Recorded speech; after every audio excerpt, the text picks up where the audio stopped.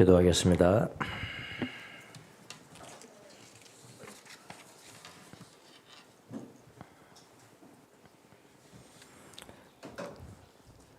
하나님 아버지, 오늘 우리가 일일 영성 수련회로 모입니다.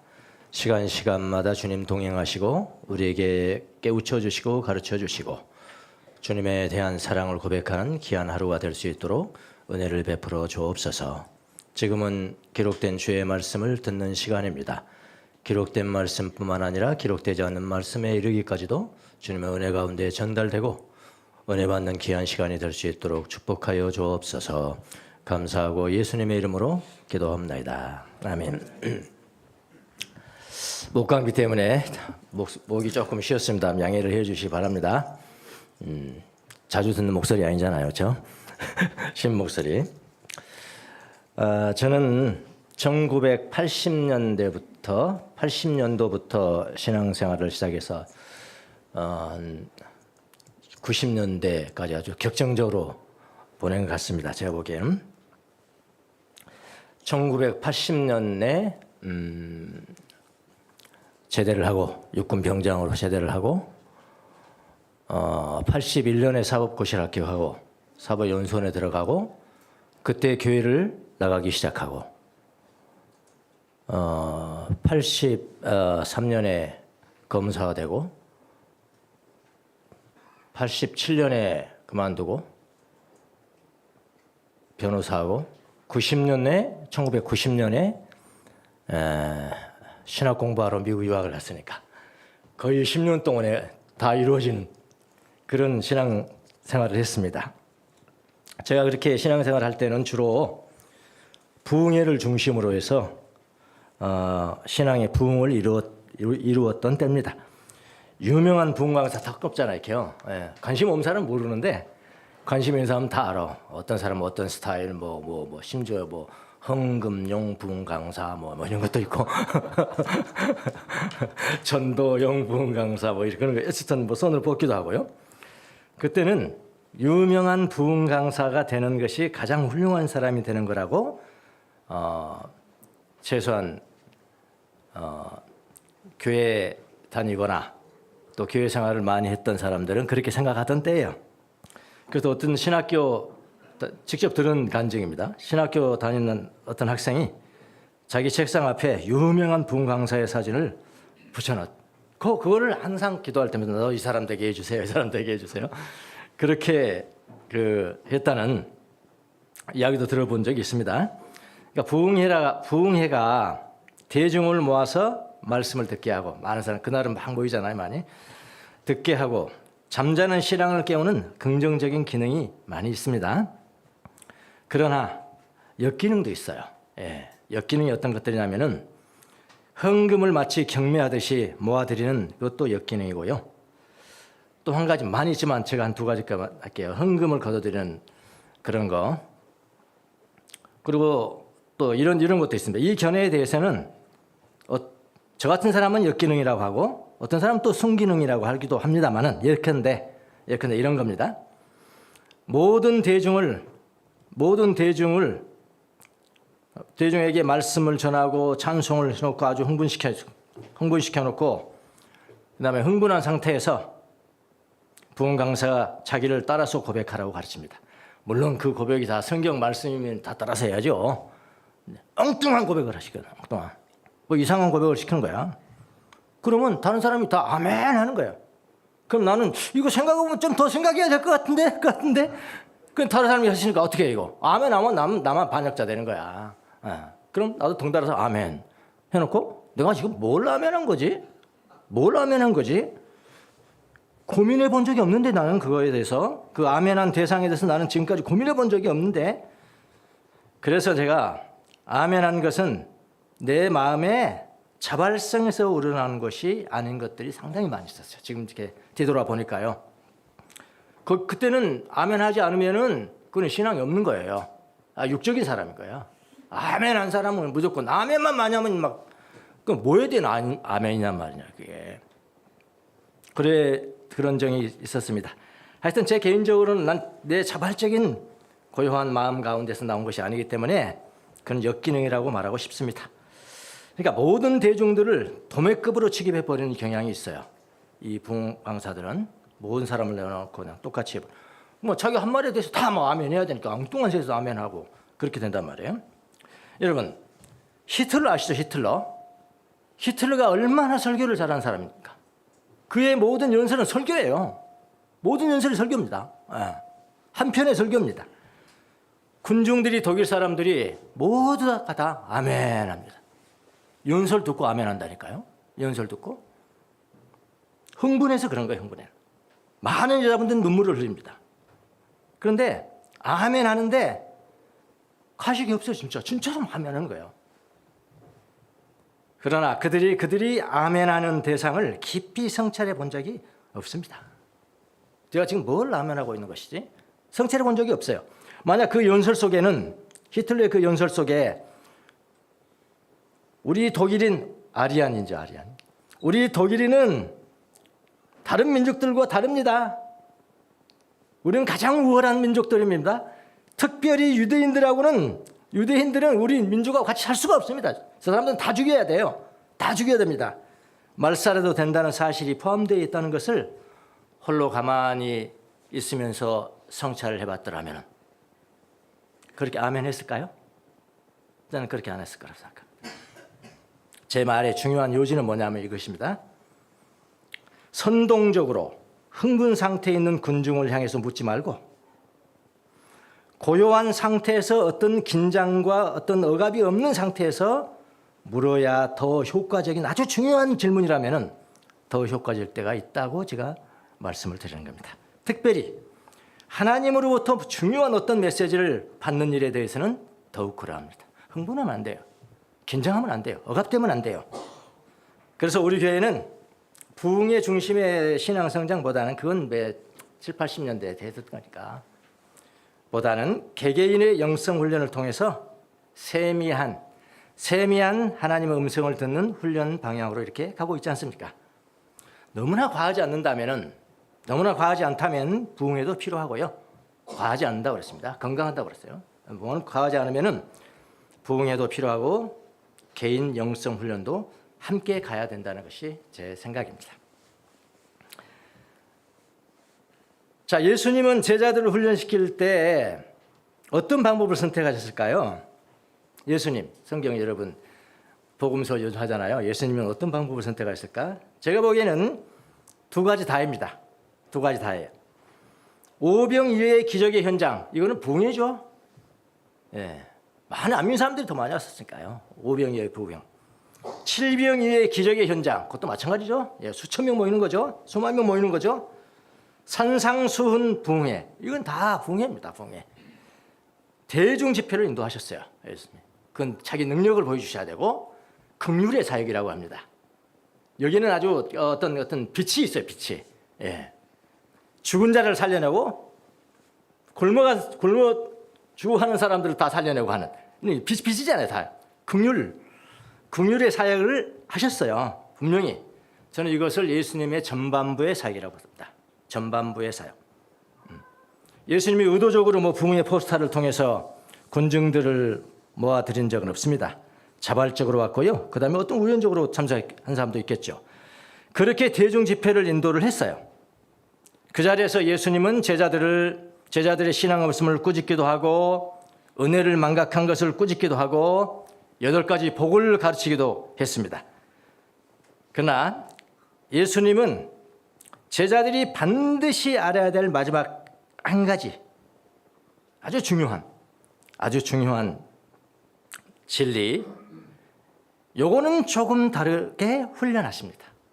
아까 두 가지 다 부흥에도 필요하고 개인이 고요하게 있을 때 가르치는 것도 필요하다고 그랬잖아요. 그 두 번째 방법을 선택을 하세요. 아주 중요한, 하여튼 이 고백이 제자들이 잘 따라와 준다면, 예수님이 지금 가르치는데 제가 압니다. 저는 그렇게 믿습니다. 이 고백이 잘 따라와 준다면은 예수님의 사역은 이제는 후반부로 들어가는 겁니다. 전반과 후반부를 가르는 것이 오늘 예수님이 훈련했던 가이사라 빌립보의 고백. 그래서 가이사라 빌립보의 고백이에요. 와서 중요한 조약을 칠 때 뭐 제네바 협정 뭐 이러잖아요. 예, 그러듯이 가이사라 빌립보의 고백을 기점으로 해서 전반기 사역, 후반기 사역으로 나누고요. 이 고백을 또 개인적으로 적용한다면 이 고백이 되는 사람이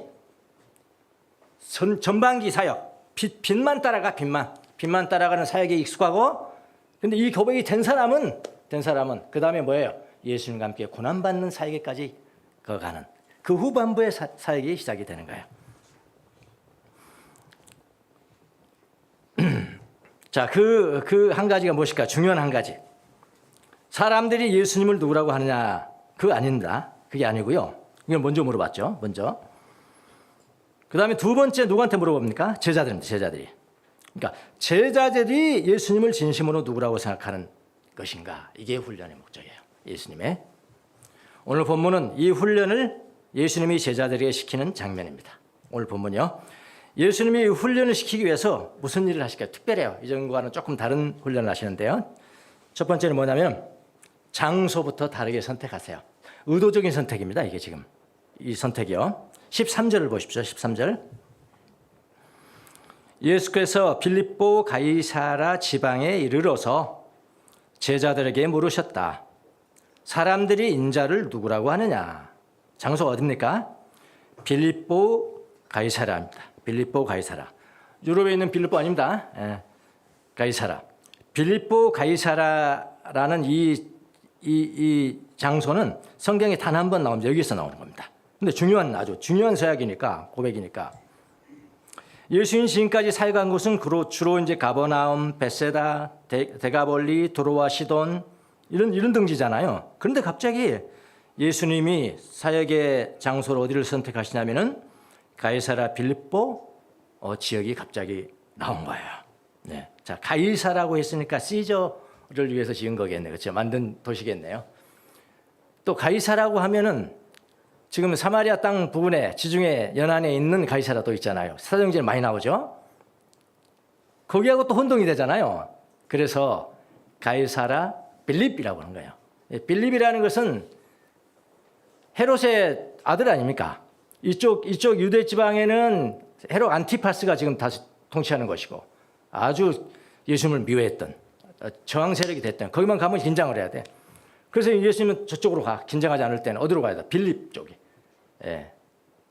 빌립 오늘 빌립이 통치하는 곳으로 가. 근데 이 가이사라 빌립보가 어디 있냐면은 지역의 이름을 짓는데 가이사라를 위해서 지었으니까 가이사라 따고 그다음에 이 가이사라는 유대 땅에 있는 가이사라하고 다르게 하기 위해서 자기 이름을 땄다 이 말이에요. 자기. 그게 빌립이에요.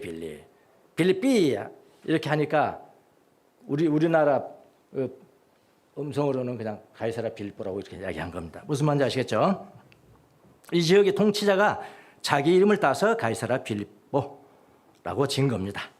이 여기는 어디냐면은 이스라엘의 성지순례를 갔다 오신 분은 아시겠지만은 헐몬산을 가요. 헐몬산, 헤르몬산, 헐몬산은 시편에 나온 이름이죠. 그러니까 시적인 장소입니다. 어떻게 보면 헐몬산 기슭에 나옵니다. 아주 아름다운 경치의 장소고 사진을 한번 봅시다. 1번 한번 봅시다. 아직 1번 사진 1번 한번 보세요. 지도를 한번 다시 해보겠습니다. 예, 페니키아 지연 드로아 시돈에서 병자를 고치고 그 다음에 데가볼리로 와서 여기 이제 데가볼리에서 7병의 기적을 행하시고 달마누타로 건너가서 여기서 지금 시험을 받지 않습니까? 사이관과 사두개인들이 와서 하늘로부터 내려오는 표적 보여주세요. 말도 안 하고 가버렸죠. 말도 안 하고 그냥 건너갔다 그랬는데, 그래서 이제 건너간 겁니다. 이렇게 해서 이렇게 가지 않았나. 요 2번 사진. 2번 사진. 여기가 지금 가이사라 빌립보라는 명칭을 가진 지역입니다. 지금은 이제 이거 다 풀어졌어요. 다 이제 허물어졌고요. 이제 잔재만 남아 있죠. 그 당시에는 이렇게 시저를 위해서 다른 모든 신들을 위해서 이렇게 신전을 지은 거죠. 이렇게 생겼고요. 지금은 아닙니다. 옛날에 지었다는 거예요. 예수님 당신이 있었을까요? 하여튼 그 다음에 좀 더 먼 환경 멋있죠. 예, 이 헐몬산입니다. 헐몬산. 그 만년설이 있고 여기 눈이 녹아가지고 요단강으로 내리고 갈릴리 호수로 들어가서 그 다음에 사해로 들어가는 그렇게 여기서 비가 내려가지고 물이 나는 이 호수도 보고 폭포도 보고 봐요. 저기 가면은 이스라엘 가면은 꼭 한번 가보십시오. 자, 헐몬산 기슭이고 헐몬산의 이슬이 땅에 베어서 이곳을 통해서 요단강으로 들어갑니다. 그러니까 어떻게 보면 그 자체 이 장소 자체가 뭐 시적인 장소라면시죠. 헐몬산을 지금 시편 기자가 인용을 했잖아요. 시편 42편 우리 암송하죠. 6장 6절. 내 하나님이여 내 영혼이 내 속에서 낙심이 되므로 내가 요단 땅과 헤르몬과 미살산에서 주님을 기억합니다. 그러니까 여기는 주님을 묵상하는 산인 거죠. 조용하게 그렇게 시편은 이야기를 하고 있습니다. 그래서 이렇게 이 장소는 시적인 장소. 이곳에서 주님이 사역을 한 적이 없어요. 군중을 모아 드린 적이 없습니다. 기적을 해한 적도 없어요. 그래서 군중도 없어요. 지금은요. 기적을 베푼 직후도 아닙니다. 아주 평온한 때입니다. 적도 없어요. 적도. 이건 헤롯 안티파스의 지역이 아니에요. 헤롯 빌립의 지역이에요. 예, 적도 없습니다. 조용하고 충동적인 환경이 아닙니다. 경치가 수려한 지역이어서요. 이곳에 신전들이 있습니다. 신전이 뭡니까? 신들을 모시는 사당 아닙니까? 근데 예수님이 특별히 그곳을 선택하신 목적이 있을 것 같아요. 마치 주님이 제자들을 데리고 멀리 어디 오셨을까요? 사역의 후기를 들어가기 위해서 제 용어로는 리트릿을 왔죠. 예수님이 리트릿 온 겁니다. 이게. 예, 그 외 사람들이 그렇게 붙였죠. 예수님처럼 이렇게 우리도 해보자 온 겁니다. 주님이 이곳에서 아주 중요한 훈련을 시키시고 사역의 분기점으로 삼기 위해서 이곳을 선택하셨을 거라고 믿습니다. 군중도 없어요. 제자들만 있습니다. 대중 집회도 아닙니다. 그 후도 아니고요. 오직 제자들만이 한가하게 쉬고 있습니다. 자기들만의 성찬의 시간을 갖고 있는데 조용합니다. 이 장소라는 게 그 자체가 뭐 신성한 거는 아니라고 봐요. 어떤 장소는 뭐 그렇게 말하는 사람도 있잖아요. 근데 뭐 예수 믿는 사람들이 그런 것은 아닌 것 같은데 그 자체가 신성한 곳이 되는 건 아니지만은 근데요.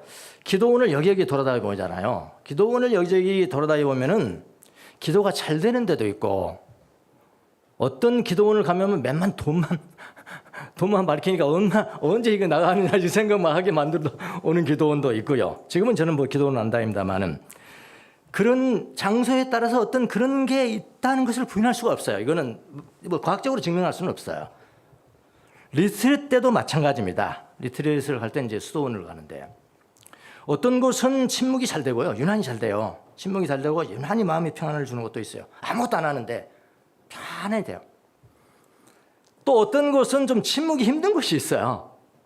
막 바퀴벌레 이만큼 나오고 벌레들 막 나오지 벌레하고 싸우느라고 침묵 힘든 곳이 있습니다. 장소에 따라서요. 하여튼 과학적으로 증명될 수는 없습니다만은 느낌, 어떤 센스로 분별이 가능합니다. 이거는요. 그래서 침묵이 잘 되고 은혜가 임하는 곳에 가면은 아하, 이 수도원은 기도를 참 많이 쌓았구나. 이렇게 한다니까 말을요. 예. 증명 못한다 그랬죠. 증명 못한다. 리트릿을 하다 보면은 장소가 중요한 것이면은 틀림없습니다. 예. 근데 우리 개신교도 이렇게 좀 그 개인이 자유롭게 성찰할 수 있는 고요한 장소 이런 걸 알고 예수님의 마음을 좀 알고 기도가 좀 저절로 되게 하는 그런 장소가 필요합니다. 근데 기도원은 너무 시끄러워요. 너무 시끄럽고 너무 웅성웅성해요. 너무 사람들 많은 거야 뭐 컨트롤할 수 있으면 괜찮지만은 너무 그 질서가 없어 질서가. 예. 아직은 없습니다. 우리 개신교는 죄송합니다만. 자 그렇다는 거예요. 그러니까 예수님이 지금 이 헐몬산 기슭을 오늘의 사역의 장소로 택했다는 게 중요해요. 오병이어 안 합니다. 여기서 칠병이어 안 해요. 산상수훈 아닙니다. 제자들만 있는 거예요. 쉬어라. 물소리 들리지? 예수님이 가이사랴 빌립보에서 하신 사역이 뭘까요? 제자들에게 중요한 질문을 던지십니다. 예수님은 아주 중요한 질문을 이곳에서 던진다 이 말입니다. 제자들은 그 질문이 중요한 것을 처음은 몰랐어요. 그러나 예수님은 아십니다. 그래서 주신 질문에 따른 대답에 따라서 예수님이 질문을 주시고 제자들은 대답하라. 대답에 따라서 사역의 후반기를 가느냐 아니냐가 결정이 되는 겁니다. 예수님의 사역의 전반부는 긍휼이라고 했어요. 긍휼. 후반부는 죽는 거예요. 고난받고 죽으시고 부활하신 거예요. 그럼 고난받고 죽고 부활하신 주님과 영광을 같이 하려면 고난도 너희가 당해볼 수 있겠냐. 이게 우리 제자도죠. 제자도. 그 후반부예요. 예. 이것을 가르치기 위해서 이 장소를 택하는 것은 어쩌면 너무나 당연한 선택이라고 생각을 합니다. 그 질문이 뭡니까? 사람들이 나를 누구라고 생각하느냐라는 질문이에요. 사람들이 나를 누구라고 생각하냐. 그러니까 사람들이 마치 예수님이 사람들이 뭐라고 생각하는가 대단히 중요한 질문이신가 이거라고 생각하는 거 아니에요. 이것 때문에 질문한 거 아니에요. 이거는 관심도 없어요. 예수님이. 한번 물어본 거예요. 그냥. 예.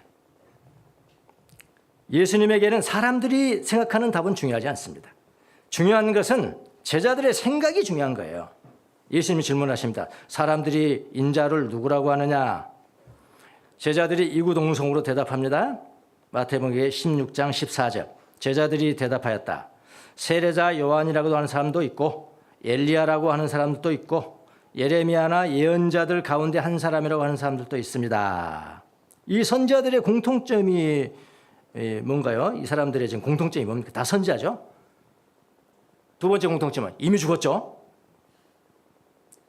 그럼 사람들의 결론은 뭐죠? 죽은 사람이 또 태어났다 이런 얘기죠. 예. 역사가 반복되는 걸로 봤잖아요. 어떻게? 죽은 사람들이 살아난 사람이 아닙니까? 이런 이야기예요. 근데 예수님의 질문을 좀 더 보겠습니다. 16장 13절에 제자들에게 물으셨다. 제자들에게 질문하거든요. 첫 번째 질문, 두 번째. 제자들에게 물으셨다. 사람들이 인자를 누구라고 하느냐? 예수께서 물으셨다는 부분을 원어로 한번 봐볼게요.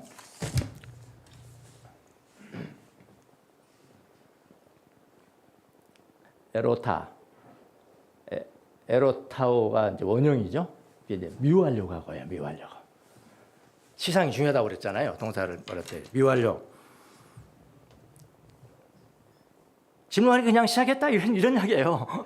뭐 특별한 이유가 없어요. 그냥 질문을 한번 해보기 시작했다. 질문 한번 해보기 시작. 그러니까 예수님은 사람들의 의견에 대해서는 큰 요동이 없으시다는 뜻이 내포되어 있어요. 요동하지 않아요. 그건 상관없어. 너 뭐라고 그러나 말이나 좀 해봐라. 말이나 해봐라. 중요한 것은 뭐냐면은 제자들의 의견입니다. 제자들의 의견. 예수님이 이번에는 제자들에게 물으셨어요. 마태복음 16장 15절. 예수께서 그들에게 말씀하셨다. 그러면 너희는 나를 누구라고 하느냐?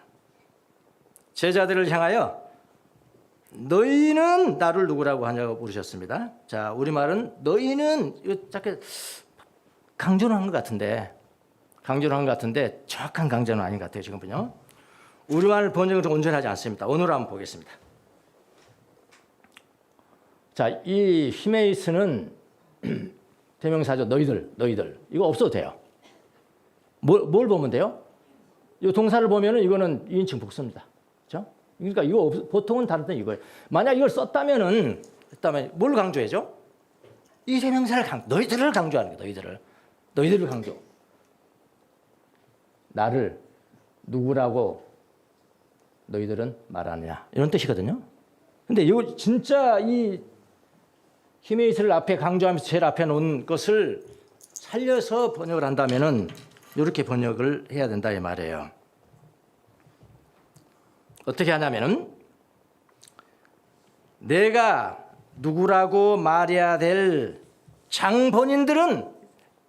내가 누구라고 말해야 할 장본인들은 바로 너희들이다. 무슨 말이겠습니까? 그냥 예수님이 지금 훈련시키면 탁 나와버리잖아요. 예. 내가 누구냐라고 말할 사람들은 저 사람들이 아니고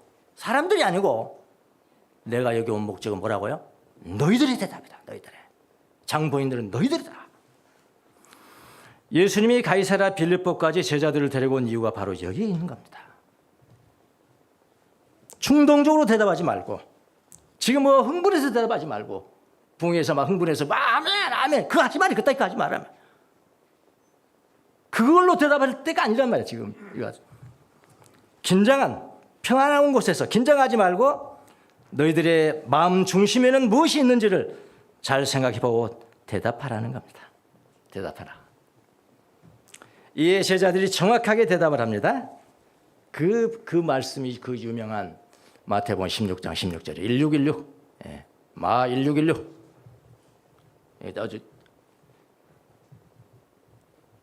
중요한 아주 만약에 남북 통일에 관한 협정이 이루어진 장소가 뭐 어디라면 상해라면 상하이의 협정 하면 그건 영원히 남는 거 아닙니까? 마치 그와 같듯이 그게 바로 빌립보 가이사랴 빌립보의 고백이란 말이에요. 마 16, 16, 161. 그게 고백이란 베드로의 고백. 정확하게 대답을 합니다. 16장 10절, 16절 시몬 베드로가 대답하였다. 선생님은 살아계신 하나님의 아들 그리스도십니다. 진짜. 사람들이 말하는 세례 요한, 엘리야, 예레미야라고 불러주는 것도 예수님을 가장 높여주는 대답이죠. 사실은 사람들이 높여줬어요. 선지자는 대단하신 거 아닙니까? 그건 높여줬어요. 그러나 예수님은 그런 대답을 원하는 것이 아닙니다. 근데 바로 예수님을 정확하게 꿰뚫고 안 제자들을 대표해서 대변인인 베드로가 정확하게 대답을 하였습니다. 선생님은 살아계신 하나님의 아들 그리스도이십니다. 예수님은 메시아이십니다. 이렇게. 자, 이 고백을 가이사랴 빌립보의 고백이라고 이름 붙였다 이 말이에요. 누가요? 주명수 목사가요. 이건 책이 찾아봐도 없어요. 빌립보 가이사랴의 고백이 얼마나 중요한지를 없다고요. 신학이 있어야 나오는 거거든요. 이건요.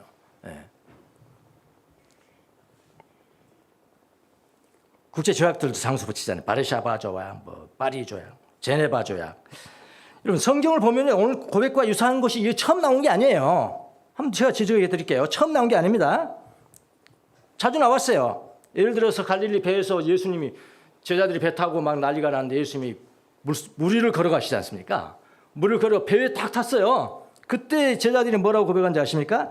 배 안에 있던 사람들이 무릎을 꿇고 경배를 드린 거예요. 너무나 굉장한 장면을 봐버린 거예요. 제자들이 경배 드리고 뭐라고 하는지 아십니까? 선생님은 참으로 하나님의 아들이십니다. 그랬어요. 했어요 이미. 마태복음 14장 33절. 또 도마라는 사람이 도마. 예수님이 부활을 못 봤거든요. 예수님이 부활하신 모습을 보고 뭐라고 하면 참으로 나의 하나님이십니다 했거든요.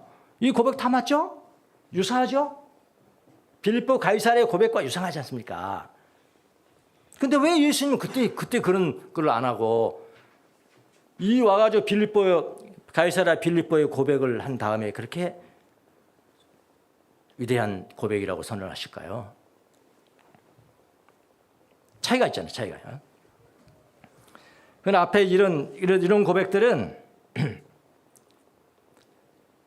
가이사랴 빌립보에서 일어난 고백에는 미치지 못한다 이 말이에요. 왜냐하면 그런 고백들은 충동적이에요. 지금 충동적이에요. 무리로 걸어가니까 당장 무리로 걸어간 사람 보고 하나님이 많이 그렇게 하지 않겠어요? 또 이렇게 딱 보여주는데 도마에게 보여주는데 너무 깜짝 놀라가지고 와 주님은 하나님이십니다. 그 고백을 얼마든지 할 수 있다고요. 잘 이해가 되십니까? 네. 그리고 고백해서 충동적인 상태에서 그렇게 예수님 안 물으신다고요. 아주 충격적인 임팩트. 예수님이 무리를 걸으시면 너무 영향을 받아가지고 충격을 받아가지고 고백한 그 고백 말고, 그러나 가이사랴 빌립보의 고백은 그런 충격적인 임팩트가 없는 상태입니다. 가장 고요하고 가장 긴장되지 않고 정말로 제정신으로 있는 때에 한 고백이기 때문에 더욱 값진 고백이라 이 말이에요. 여러분의 일생에서 주님을 사랑한다고 한 고백이 언제 가장 진실했는지 한번 기억할 수 있을까요?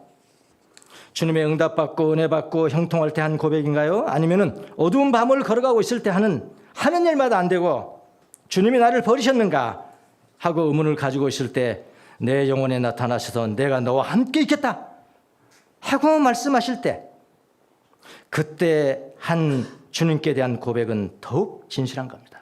사실은요. 오래가요. 오래가. 흥분 상태에서 주님에 대한 사랑 고백은 누가 못하겠습니까? 정신이 냉철하고 고난이 끝나지 않은 상태에서 주님에 대한 사랑 고백은 더욱 깊어져 가는 거예요. 깊은 거예요. 주님은 여러분에게 지금도 묻고 계세요. 너는 나를 누구라고 하느냐? 너는 나를 누구라고 하느냐? 정확하게 표현해 보셔야 합니다.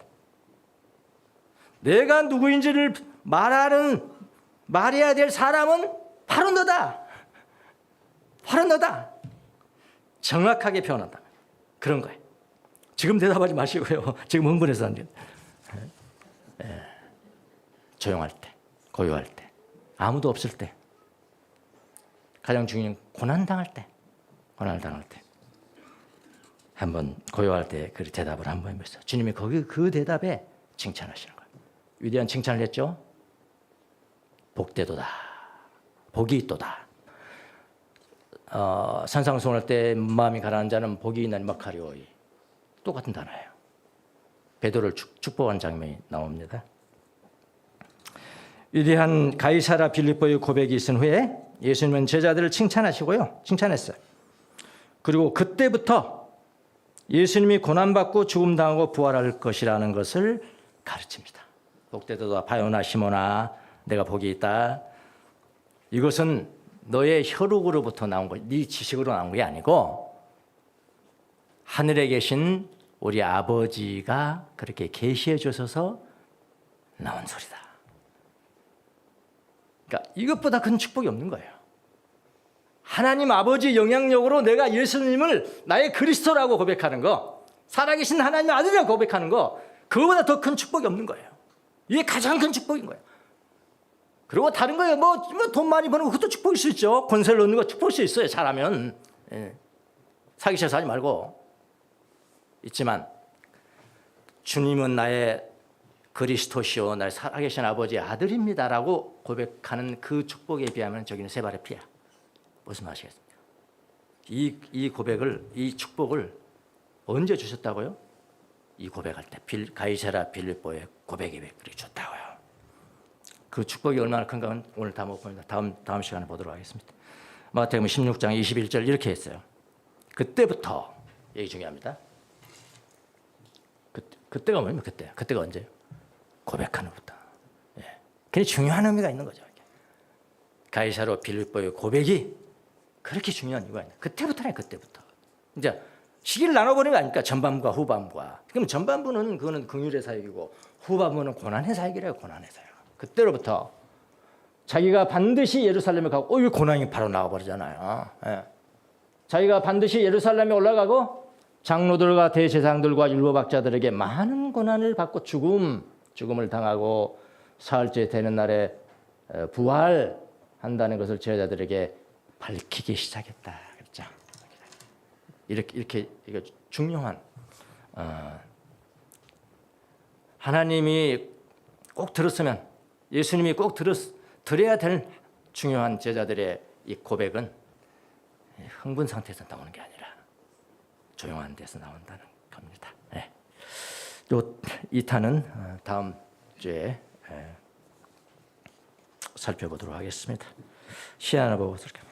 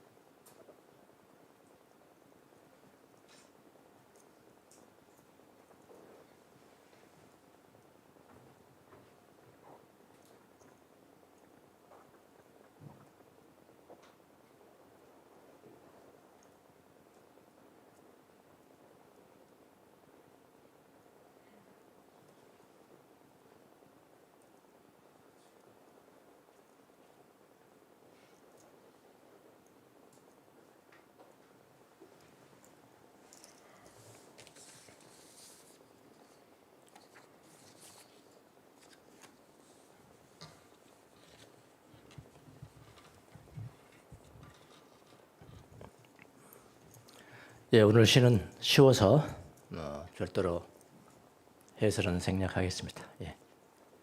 깊이 있는 사랑하는 사람이 되어라라는 겁니다. 기도하겠습니다.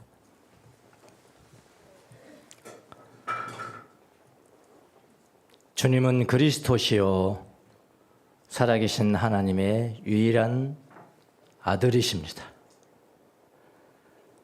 우리의 마음 가장 깊은 곳에서 내가 있는 자리에서 가장 주님과만 있는 자리에서 가장 깊이 주님 앞에 고백할 수 있는 것이 있다면 주님은 그리스도시요 살아계신 하나님의 외아들이십니다. 그 고백을 하고 참으로 축복, 진정한 축복을 받는 귀한 성도들이 다 될 수 있도록 은혜를 베풀어 주옵소서. 흥분한 상태도 아니고 충격받는 상태도 아니고 내 상황이 어디에 있든지 잘 되고 있는 상황이든지 어둠을 향하고 있는 어둠 속에서 있던 상황이든지 간에 우리가 복받는 것은 축복받는 자가 되는 것은 주는 그리스도시요 살아계신 하나님의 아들이라 마음 깊이에서 우러나는 이 고백을 주님 앞에 드릴 수 있도록 주님 축복하여 주옵소서. 감사하고 예수님의 이름으로 기도합니다. 아멘.